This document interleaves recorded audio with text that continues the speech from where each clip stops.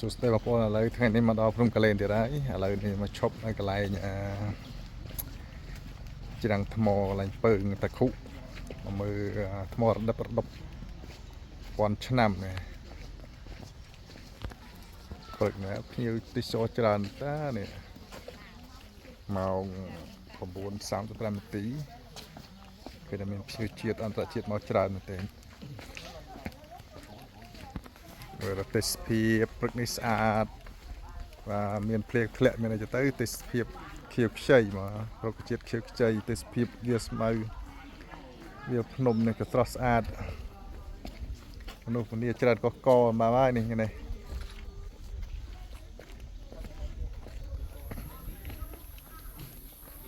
អូស្រស់ស្អាតមែនទែន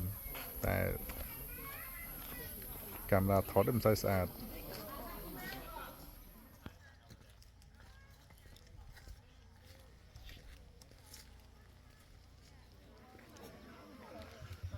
មើលទៅច្រាំងថ្មចោត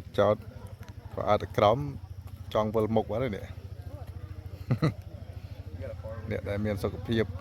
មិនសូវល្អមិនសូវហ៊ានអាចមើលទេទោះត្រាតែអ្នកមានសុខភាពល្អមើលទៅមិនសូវវិលមុខ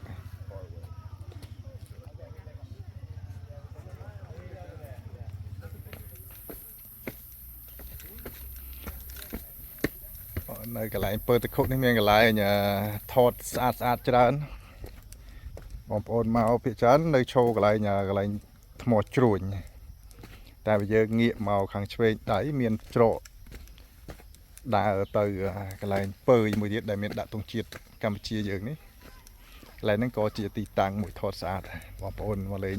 ភ្នំកលែនឈប់ឡើងពើទៅជ្រួញឬក៏ពើទៅខុនេះអាចដើរមកកន្លែងនេះមកនេះកន្លែងថតស្អាតដែរឥឡូវខ្ញុំនាំមិត្តភ័ក្តិពីរនាក់លេងនេះ2នាក់អាមេរិកាំងក៏ឈប់ថតនៅកន្លែងពើនេះស្អាតបងទេសភាពមើលទៅស្រស់ស្អាតមែនទែនភាគច្រើនបងប្អូនយើងមកលេងគាត់នៅមើលឬថតតែកន្លែងពើទៅជ្រួញកន្លែងទៅជ្រួញខាងនោះគាត់មិនសូវបានដើរមកដល់ទីនេះតែនៅកន្លែងនេះក៏មានកន្លែងខ្លងថតស្អាតកន្លែងទាំងថ្មចោតទៅក្រោមអ្នកបេះដូងខ្សោយហាមមើលចាត់វិលមុខថតខ្លួនឯងមើលទុកអនុស្សាវរីយ៍ពីអ្នក friend មកពីអាមេរិកកាំង friend ឡោះសង្ហាទាំងពីរយើងអើតមើលទៅក្រោមទៅឃើញមានភូមិនៅក្រោមមានផ្ទះឃើញសូឡាគេសូឡា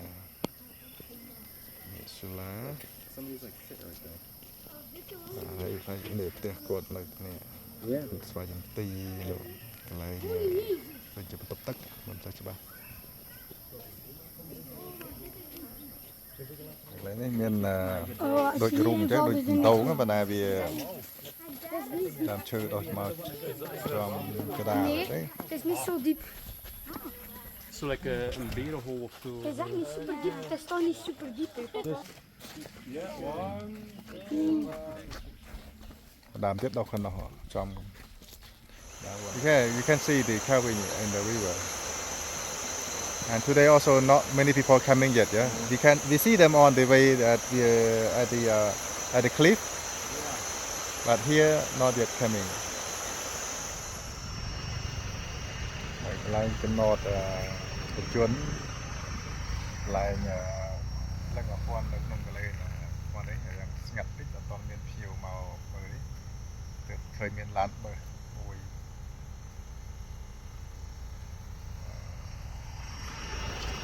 miền phiêu tập ban nữa nơi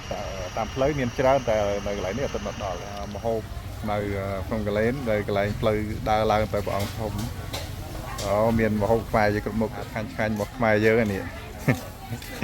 bọn bọn mà lên không có lên đấy chỉ mưa này phơi làng tại bọn thông ấy cái này ngày first small chuồn juvenary dơ mà lên không có lên trán បើតែពួកគាត់មកបោះតង់បោះជំរំហ្នឹង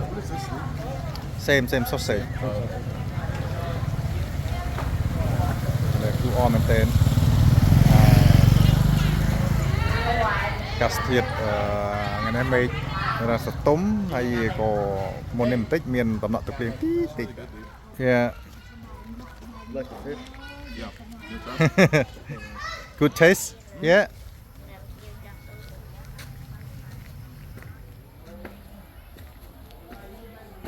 មានចាក់ចូលមានផ្លែអាយមានស្អីផងទេចាំឈ្មោះអស់ទេទិញអាណាចេះទៅហើយមកដល់កន្លែងនំកន្លែងដែលចូលចិត្តបំផុតគេមកយកអស់លីងយឺតពេលបដាខ្ញុំចប់ត្រូវការប៉ុន្មានម៉ោងទីបានចាំមកវិញបាន ចូលសុំភ្លក់មួយបានអត់ចូលតែមួយបានហើយ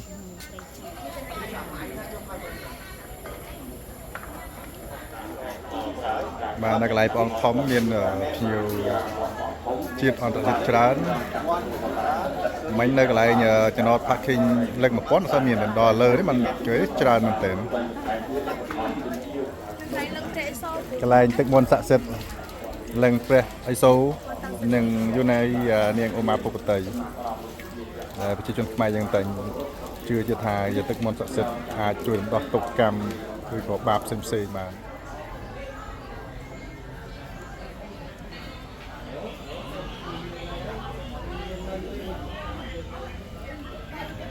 ឥឡូវនេះយើងដើរឡើងទៅកន្លែងព្រះអង្គធំ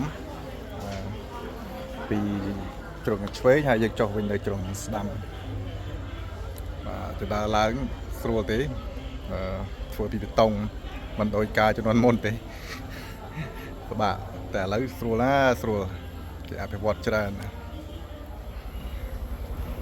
ដល់កន្លែងព្រះអង្គធំហើយ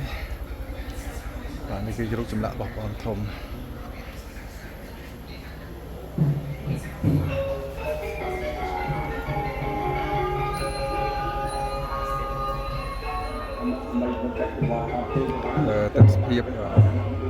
ទេសភាពនៅកន្លែងបងធំមើលពីលើបងធំទៅខាងក្រៅ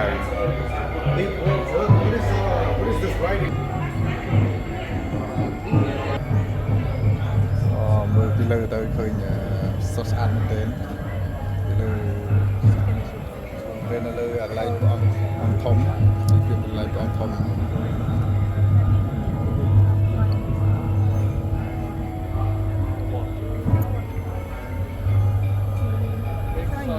Maybe just ask them to resend the booking.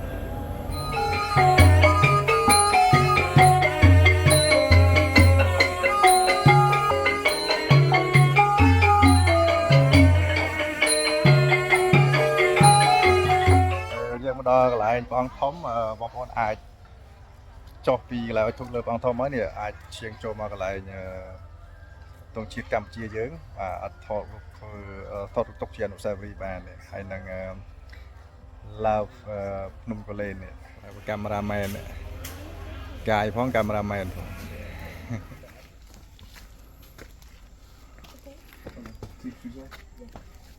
គឺជាកន្លែងលាអាងអេសីអាគីណេតបាទកន្លែង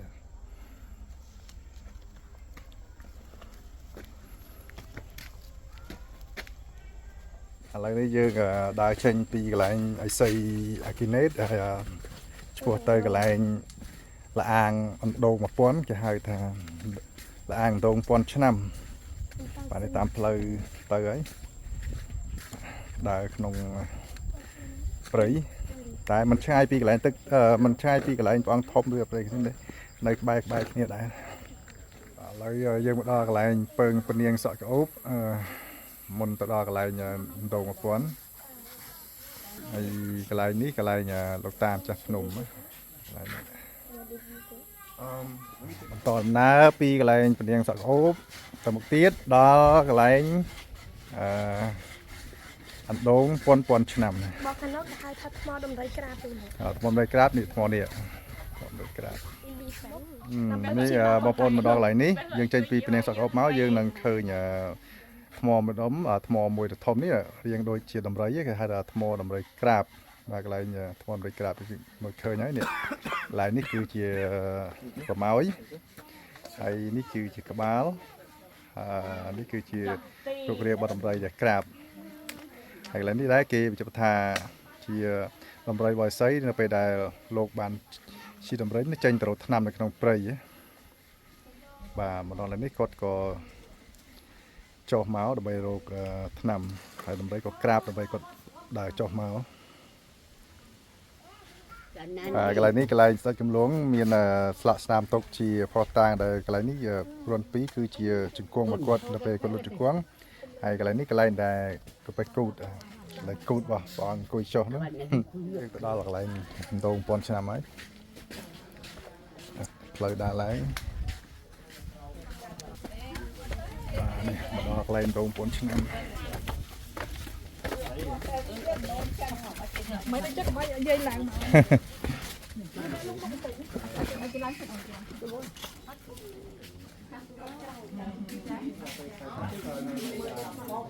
នេះគឺកន្លែងទឹកដង1000ឆ្នាំហើយបងប្អូនដែលបានមកលេងក្នុងកលែនក៏មកទីនេះអាចបាទស្រង់យកទឹកដង1000ឆ្នាំនេះទៅពិសាបានអាចតាមជំនឿគឺជួយឲ្យយើងនឹងវាជាបាជំងឺផ្សេងទៅណាជម្រះលៀងបាបកម្មផ្សេងទៅពេលតាគាត់នឹងទៅថ្លៃហ្នឹងកន្លែងនេះគឺជាគេហៅថាថ្មក្បាលជ្រូកហើយមើលទៅដូចក្បាលជ្រូកអត់នេះអូมันចំមកនេះចំមុះមើលទៅចំមុះហ្នឹងចំមុះជ្រូកនេះមើលទៅដូចបេតានេះថ្មក្បាលជ្រូកកន្លែងនេះគឺ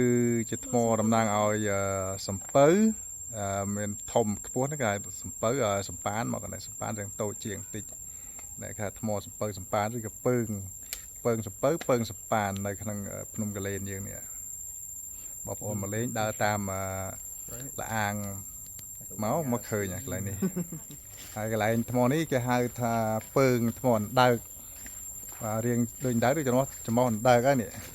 vuiទៅឆោះហ្នឹងហើយបានក្រុមចាយមួយជូនដើរប្រាប់កន្លែងផ្សេងនេះចំអអណ្ដើកពើងថ្មនេះធំខ្ពស់vuiឆោះទៅនេះ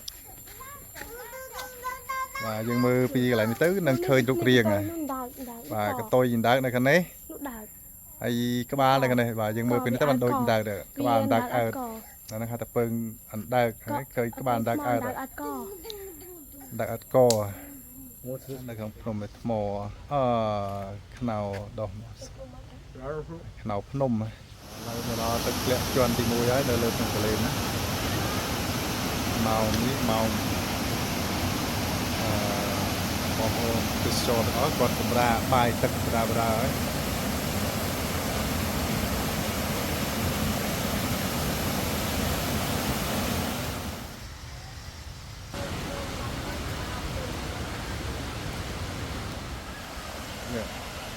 This is the big waterfall that people always go swim.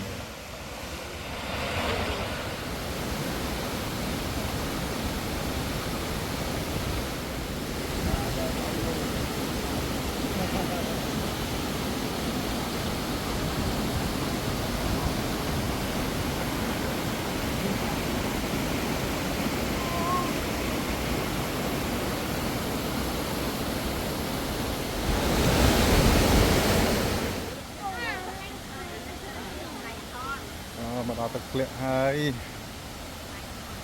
miền nhiều tràn ấp mới